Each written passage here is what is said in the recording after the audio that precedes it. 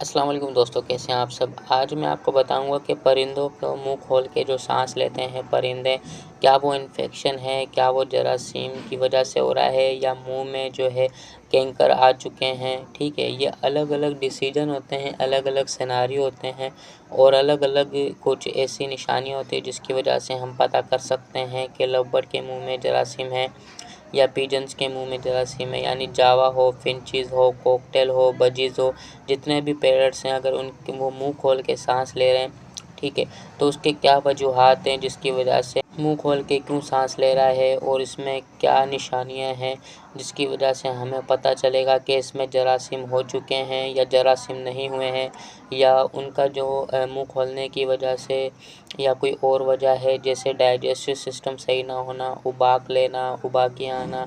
ये आज मैं आपको बताऊंगा इस वीडियो में 8 से 9 ऐसे पॉइंट, इन 9 पॉइंटों की वजह से आपको पता लगेगा कि परिंदा मुंह खोल के सांस क्यों ले रहा है, ताकि आपको किसी किस्म की कोई परेशानी ना हो।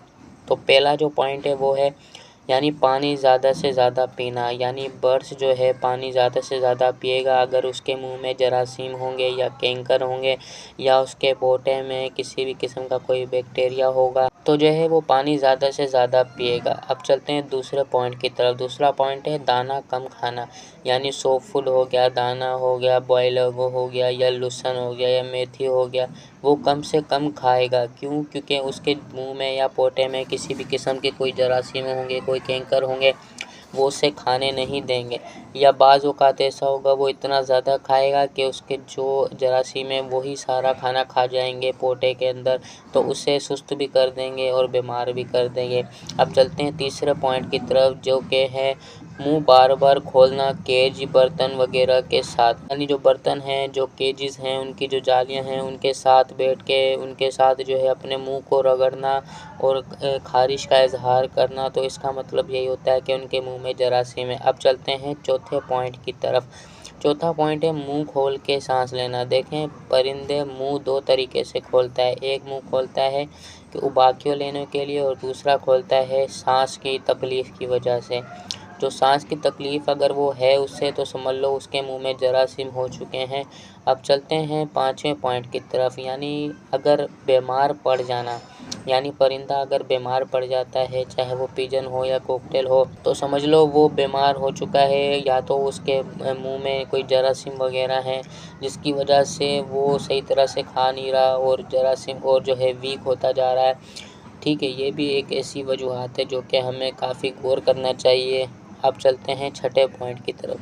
छठे पॉइंट पे जाने से पहले मैं आपको बताता चलूँ कि चैनल को ज़रूर सब्सक्राइब करें ताकि हर आने वाली नई वीडियो आप तक पहुंच सके। अच्छा जी, छठा जो पॉइंट है यानी सुस्त रहना।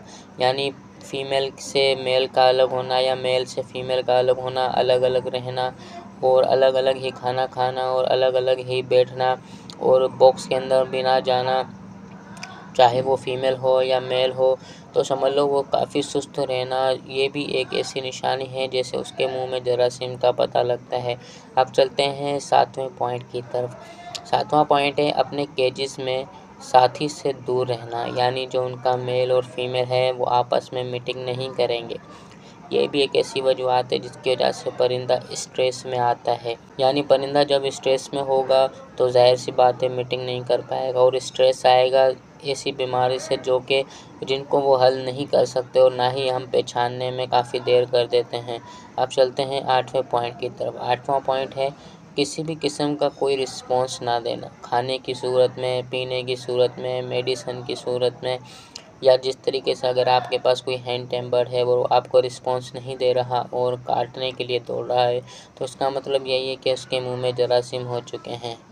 अब चलते हैं नौवें पॉइंट की तरफ। नौवां पॉइंट है मुंह के साइड से पानी का आना।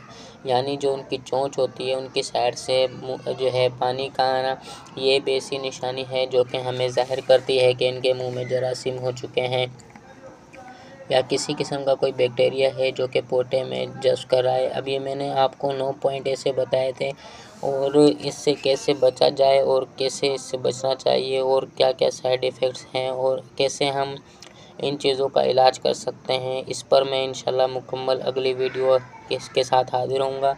और चैनल को अगर अभी तक सब्सक्राइब नहीं किया है, चैनल को सब्सक्राइब कर दें ताकि कोई भी वीडियो आपसे मिस ना हो जाए। और इंशाल्लाह मिलते हैं नेक्स्ट वीडियो में, जब तक के लिए इजाज़त दें। अल्लाह हाफ़िज़।